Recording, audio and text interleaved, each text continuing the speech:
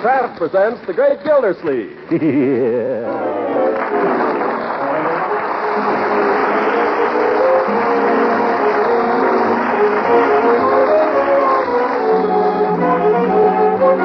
Kraft Cheese Company will also bring you Bing Crosby every Thursday night. Present each week at this time Harold Perry as The Great Gildersleeve, written by John Wheaton and Sam Moore. We'll hear from The Great Gildersleeve in just a moment. But first, do the men in your family think flavor is the most important virtue of the food you serve? Well, you homemakers know that nutrition is equally important.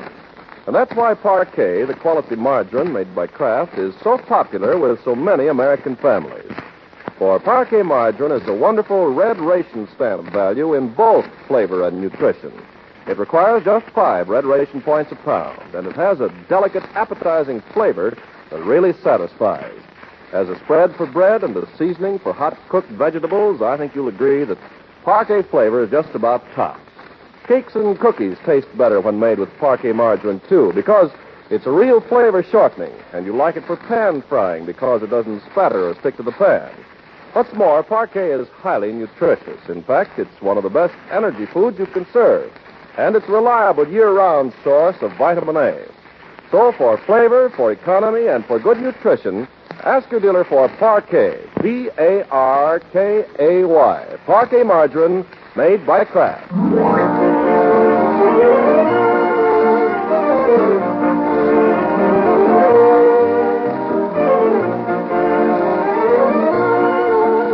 Now, on to Summerfield and the Great Gildersleeve. It's the last day of May, just 4 weeks before his wedding day, and Gildersleeve is a busy, busy man. This morning, while others make preparations for the Memorial Day exercises, the great man is in his study, straightening out his affairs and clearing the decks for matrimony. So we find him now with pen in hand, laboring over the composition of a mighty document. I, Throckmorton P. Gildersleeve, being of sound mind and body, do hereby devise and bequeath... Uncle Mort, excuse me. Yes, Marjorie? Come out and see it. Come out and see what? The flag. We've got it up. Oh, well, a little while, my dear. Right now, I'm very... Oh, come on. You aren't doing anything, and it looks so pretty. Not doing anything. My dear young lady, I happen to be engaged in one of the most solemn duties of a man's lifetime. Do you know what I'm writing? Oh, fool. Anybody think it was your last will and testament? Now, come on. But, hey, let go. Come on. Well, let me put down my pen first. I don't know what there is such a rush about anyway. I've seen the flag before. But we found a new place for it, and we want you to see it. Oh, where? We hung it from the roof. How did you ever get it up there? And Leroy climbed out the attic window. Come out in the yard and tell us if you like it. Well... We want the place to look nice when the parade goes by. Oh, and Leela's coming over, too. Good. So's Ben. And Bertie's planned a wonderful lunch. There. Do you like the flag, Jeff? How does it look to your artistic eye, Unc? Well, it looks fine, Leroy. Only for heaven's sakes, be careful out there. Don't worry. Isn't it pretty? I think ours is the prettiest house on the street, don't you? Yeah, but I wish Leroy would get down off that roof. Hey, I'm a tightrope walker. Look, everybody. A great concolino.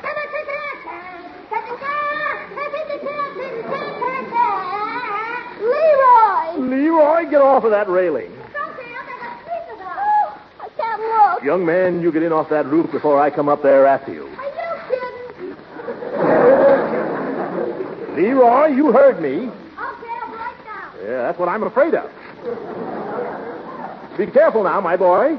That crazy kid. Honestly, what comes over, boys? I don't know. It's a wonder to me he's lived as long as he has. Oh, that reminds me. I got to get back to work. Call me when it's time for the parade. Oh, we won't be along for an hour yet. Parades, tightrope walkers, more interruptions. People just left me alone till I get this will finished. Will. Leroy's the one who should make the will. The great concolino. Oh, brother. Let me see now. I, Throckmorton P. Gildersleeve, being of sound mind and body, do hereby devise and bequeath to my lawfully wedded wife, no, to my dearly beloved wife, my dearly beloved wife. Come in, beloved. Hi, Gildy. Yep, Hooker. What do you want? What on earth are you dressed up for, an admiral? I'm leading the parade today, Grand Marshal. Just dropped over to ask if you wouldn't join us. In the parade? Yeah? You mean march? Yes. On foot? Well, I suppose you could go on your hands and knees. Oh, no, Judge. I'm not much on marching. My feet. You've got to, Gildy. All the younger men are gone this year, and we want them to have a nice turnout. Well, I guess I can certainly keep up with you old goat. I'll tell you, I'll do it on one condition. What's that? If you'll help me with my will. You're drawing up a will? Sure. Got a little start on it right here. Let's see it. I, Throckmorton T. Gildersleeve, being of sound mind and body. Gildy, mind if I ask a question? What? What makes you think you're of sound mind? Huh? And look at that body. Never mind the priceless wit, Booker. You don't want to help me, don't. Now, Gildy, I should be delighted to draw up your will for you at any other time. Right now, I've got to get down to City Hall. How about this afternoon? Well, all right, then. See you down at the parade. Oh, Gildy, there's one thing that just occurred to me. Yes? On second thought, you might prefer to have another attorney handle your will for you. Why, Judge? Well, I don't like to bring this up, but we're old friends, aren't we, Gildy? Yes, we are. We've been through a lot together, haven't we? Yes, we've been through all that before, too. What's on your mind? You may not be aware of this, but under the law, it is illegal for persons witnessing or drawing up a will to be beneficiaries. I merely mention this. Why? Well, we're such old friends, and we've been through so much together. I just thought, if you should want to leave me some slight remembrance. Judge, I'm going to leave you a lock of my hair.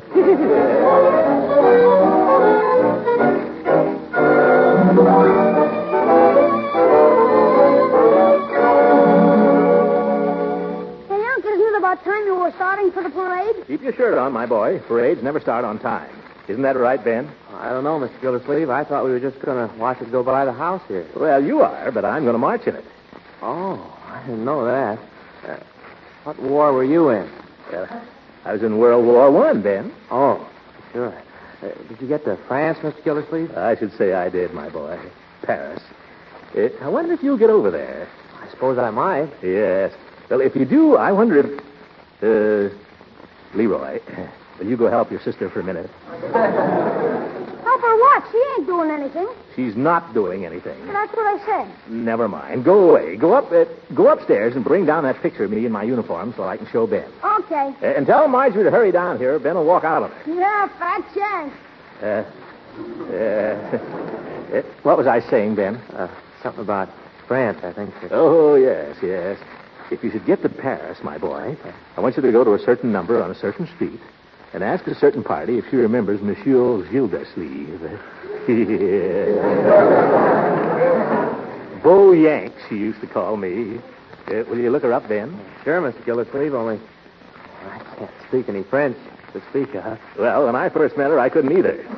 But inside of a week, comment ça va, parlez-vous français, l'amour toujours l'amour. You get the idea? Oui, oui.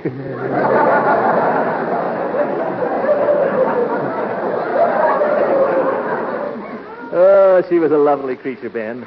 And her mother. Oh, boy, how she could cook. I think you'll like her, Ben. Oh, sure. She's a blonde, just 28 years old in 1918. Let me see. That would make her 53. It's not possible.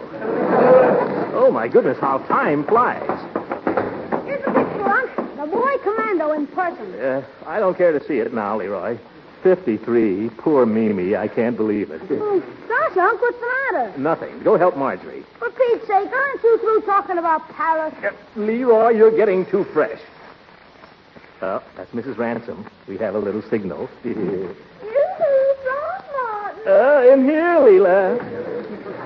Hello, everybody. Good morning, sweetheart. I think the flag out in front looks just beautiful. Leela, I've got a surprise for you. I'm going to march in the parade. Why, Throckmorton, how exciting. Would you like to see his picture in uniform, Mrs. Ransom? Leroy, give me that. Oh, now, Throckmorton, I want to see it. Oh, why, you were cute in your uniform. Cute? Wasn't he, Ben? Well... Just let it go, my boy. Well, I don't understand the insignia on your uniform, Throckmorton. Beauregard used to have Leachy on the shoulder. Leach? Oh, well, I didn't go into the Army at the top. I went in as a private and won my promotion the hard way. How'd you come out, Unc? Corporal.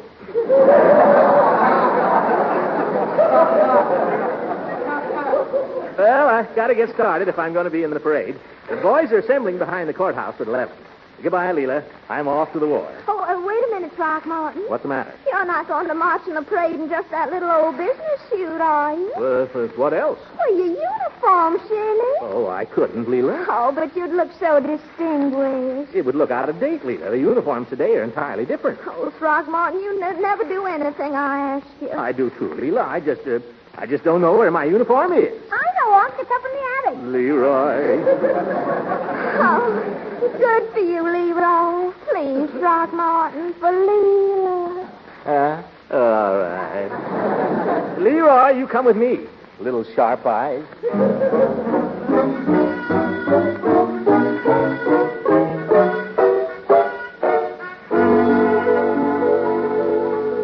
Well, which trunk is it in, Leroy? This one over here, Unc. That one? I haven't got the key to that. I guess we'll just have to let the uniform go. Don't worry, Unc. It's open. Mothballs.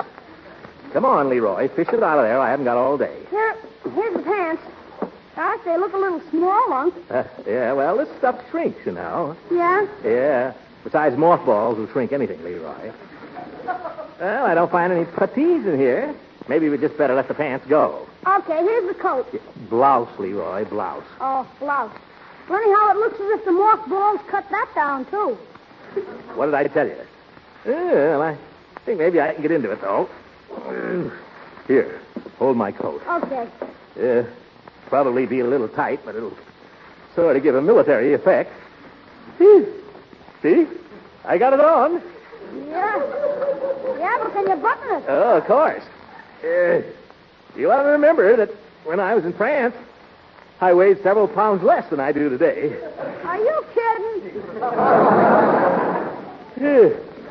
George, it feels good to get back in the old uniform. Come on, Leroy, let's show the ladies.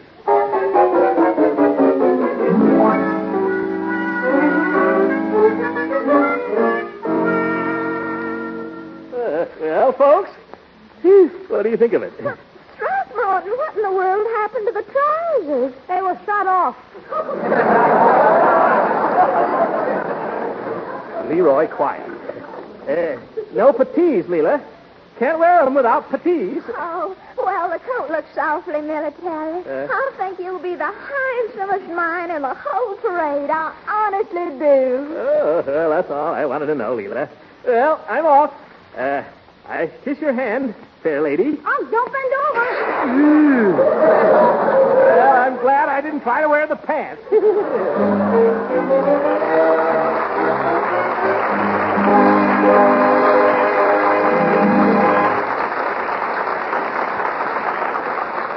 The Great Gildersleeve will be with us again in a few seconds.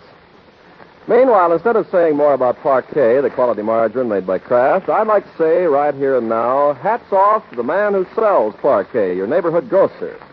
If point rationing is causing you occasional headaches, remember that rationing is a major problem for your grocer hundreds of times each day. In fact, he deserves real credit if his disposition isn't tattered and worn, what with getting to work so early in the morning to arrange his stocks for you and working far into the night every night to sort his stamps and plan his ordering. He has endless records and reports to fill out, too. Yes, your food dealer is an important workman on the home front, and he merits the help and the cooperation of all of us. You see, most of the foods he buys and sells are rationed to him, too. He has to budget his ration stamps in order to buy many of the things you buy from him. So why not help yourself and help him at the same time by planning family menus several days in advance and by shopping early in the week and early in the day? Your friend the grocer will appreciate it.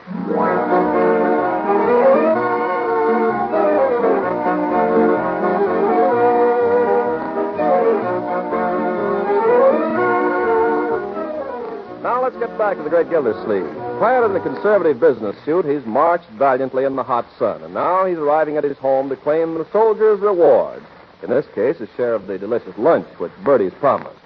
But our hero's a little late, and the house seems strangely quiet. Marjorie, Leroy, where is everybody? Is that you, Mr. Gildersleeve? Of course it's me, Bertie. Where is everybody? Well, they waited for you, Mr. Gildersleeve. They waited about 2 hours before they had lunch. You've been marching all this time? Oh, yes, Bertie. I marched so far, my feet are killing me. And I'm so hungry, I don't care. Well, you just sit down and take your shoes off, Mr. Gildersleeve, and I'll warm up a nice lunch for you right away. Thank you, Bertie. What did you march so well, Mr. Gildersleeve? Well, it wasn't all marching, Bertie. We stood there in the park for a couple of hours listening to the speeches. But it certainly was impressive. Makes a man think, Bertie. Yes, sir. I'd like to be remembered by everyone as a man who did something for the city. Well, sir, you the head man at the waterworks. Well, I'm Summerfield's 16th water commissioner, yes. But a few years from now, who'll know it? That's what I've been thinking about some sort of a monument for, Bertie. You mean like a statue? Well, I don't know. You think that'd be good? Oh, no, sir. I don't care much for statues. Now, you take them 2 statues in the park. Every time I walk past Abraham Lincoln standing there, I feel sorry for him. Why? Because he's been standing there so long. Yes. Well, what about the statue of General Fremont? Don't you like that? No, sir. Every time I go past that, I get mad. But why? Because he's got a horse and I'm walking. And he ain't even going nowhere. Yeah, you're right. I'm afraid you just don't like sculpture, though, Bertie. Oh, yes, I do, Mr. Gildersleeve. You know what I like? What? That fountain in front of the courthouse with the water spraying down and the goldfish swimming around down below. I like that. So do I. By George, a fountain, Bertie. For a water commissioner, what could be better? With a little bronze plaque on it. Not too little. Let's see. This fountain presented to the city by Summerfield's 16th water commissioner, Throckmorton P. Gildersleeve. Then maybe some short, dignified statement like, he served his fellow townsmen well. Sounds mighty pretty, Mr. Gildersleeve. Yes, sir. I can hear the water splashing in the fountain right now. So can I. Oh, now, the goodness of gravy's boiling over. Yeah. Gravy? Bertie, I'm starving. Well, hang on, Mr. Gildersleeve. You can't starve to death till you get that monument. Yeah, you're right, Bertie. I'm going to have Judge Hooker put in that fountain in my will right now.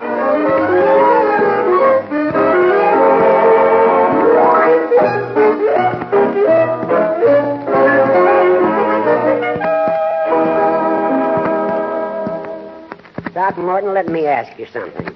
Why are you suddenly in such a sweat to make a will after letting it go all this time? Well, for one thing, I think it's a man's duty to make a will, for one thing. Yeah? What else? Well, Leela mentioned it once or twice. Oh. And anyhow, I think it's a man's duty. You can't tell. Things can happen. Here I am about to get married. Gildy, it strikes me that you're preparing for marriage as if you were preparing for the next world. Now, see here, Hooker. That's not true. All right. Sorry. True, but I shouldn't have said it. Yes. I'm sorry. Time to draw up this will. I'm going to require certain information. Such as what? Well, to begin with, how much money have you got? Don't you wish you knew? Well, I've got to know. What for? Gildy, if you want me to help you with your will, you've got to take me into your confidence. Well, all right, Judge. What do you want to know? I ask you, how much money have you got? None of your business. If I tell you, you'll tell everybody in town. Gildy, what passes between a lawyer and his client is strictly confidential. You know that. Come on now. How much have you got? Cash? Cash. Well, in the neighborhood of $500. In the neighborhood? Yes. Small neighborhood, isn't it?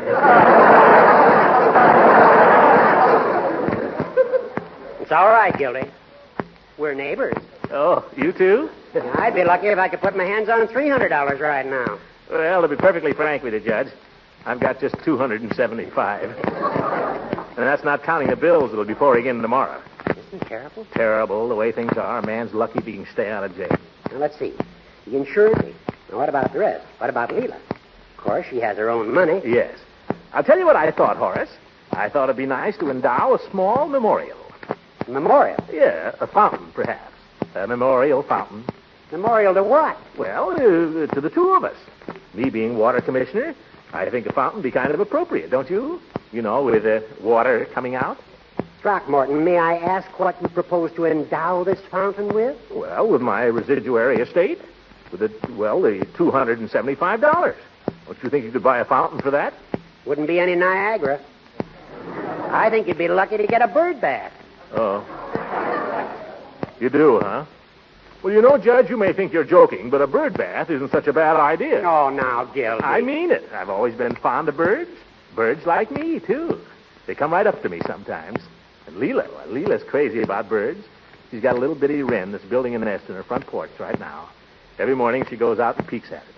Yes, sir, man could do worse than have the birds remember him. Birds are man's truest friend. I thought dogs were man's truest friend. I'm not building any dog bath. Horace, how soon could you get this will drawn up? Well, that shouldn't take much time. Of course, we need witnesses. I guess I'd get my secretary for one. Oh, and Peavy. Peavy, do it. I know he's open this afternoon because Leroy's working for him. Do you think you could get it ready? What's the rush? Well, I'd just like to have it, Judge. I'm going over to Leela's tonight, and I'd sort of like to surprise her with it. You'd surprise her, all right.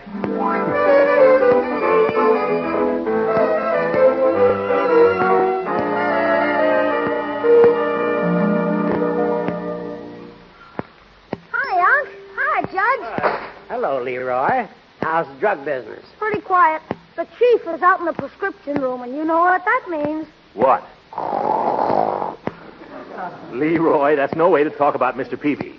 I'd like to see him for a moment, please. Oh, gosh, Unc, can't I wait on you? I never get a chance to sell medicine. But with you, it wouldn't matter if I made a mistake. I disagree, my boy. Oh, just try me, Unc. I can find you anything in the store, practically. Then find Mr. Peavy.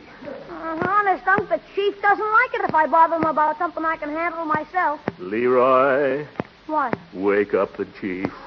Oh, all right. Maybe we shouldn't bother Peavy if he wants to sleep. What nonsense. Peavy sleeps 24 hours a day anyway. Oh, hello, Peavy. I hope we didn't interrupt anything important. No, I'll just take care of you, gentlemen, and then I can get right back to it. How are you, Judge? Fine, thank you, Peavy. I saw you gentlemen in the parade this morning. Thought you both looked very dashing. Well, glad to do our bit, Peavy. How does it happen you weren't marching? Someone told me you were an ex-soldier. Yes, sir. I was in the artillery. 49th Field Artillery, USA. Well, I'll be darned. Were you a gunner? No, I wasn't a gunner. I was in what you might call the transportation end of the artillery. Oh, what's that? I commanded a platoon of mules. You? That's hard to believe, Peavy. Why, the mule is the stubbornest animal known to man. Well, I wouldn't say that. Although a mule has a mind of his own, I'll admit. But they're hard workers. They are? Yes, they're hard workers. And they're loyal. Every mule in my platoon was just as loyal as a jackass could be.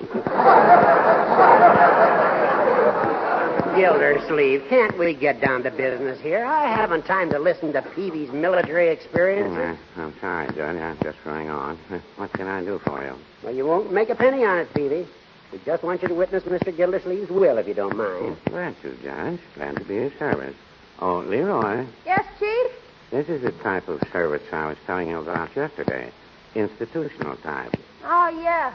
Have you got the document with you, Mr. Gildersleeve? Right here, Peavy.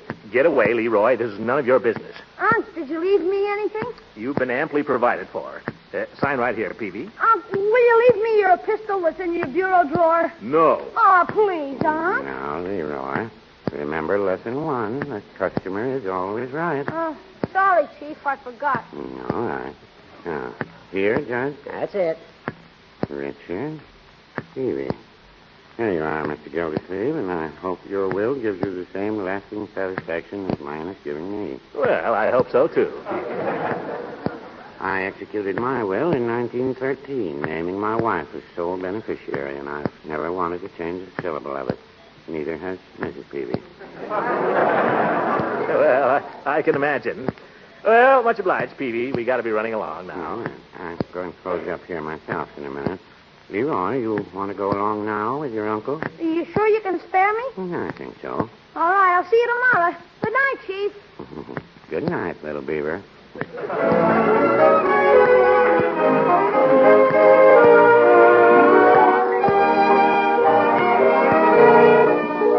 But soon there'll just be two of us. Soon you and I will borrow the moon for just the two of us. Sweetly and so discreetly, we'll be completely alone. No other world, only our own. Now we must be contented about the two of us. Yes, we can have our sweet scented dreams that will come true of us. For presently and pleasantly, our hearts will be in tune. So soon, maybe not tomorrow, Leela, but soon. Leela. Yes, Throckmorton. I made my will today, Leela. Oh, did you, darling? How nice. Yeah, have it right here in my pocket. Leela, you know something? What, darling? Guess who's in my will? Oh, I couldn't. Go on, Leela. Guess, will you? Oh, I couldn't possibly. I'm too happy to guess. I'm too happy to care about anything.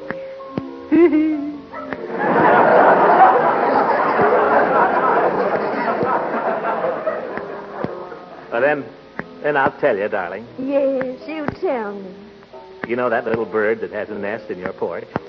You know the one that sings under your window every morning? Oh, Dickie Bird. I call him Dickie Bird. Yeah, Dickie Bird. Now, Dickie Bird has been provided for, Leela. It's all right here in the will. Oh, Throckmorton, that's just like you to remember little birds.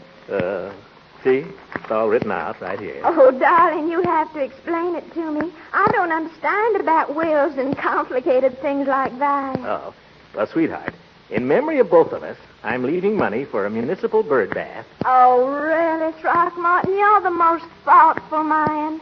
Now, did you say bird bath? Yes, dear. You're leaving your money for a bird bath? That's right, honey. All of it? Well, not all of it.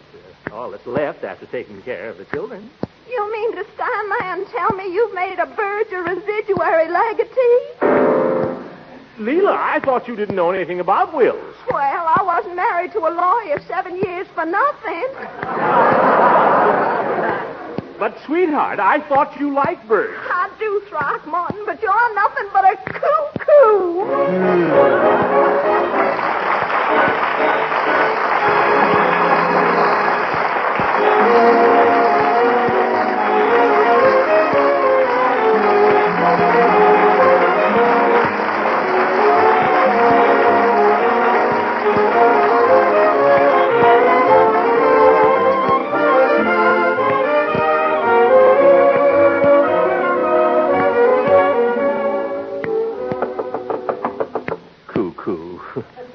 Leela gets all upset over a bird. Leela, can't you take a little joke? You mean you were joking? Of course, darling. I'm not going to build any bird bath. Tell me, how would you invest the money? Well, when I'm in doubt about a financial problem, I always ask myself, what would Beauregard do? Beauregard? Well, have you asked Beauregard what I should do about this? No, but I think I know what he'd say. What? He'd say, Leela, child, you'd look lovely in a mink coat. Good night, everybody.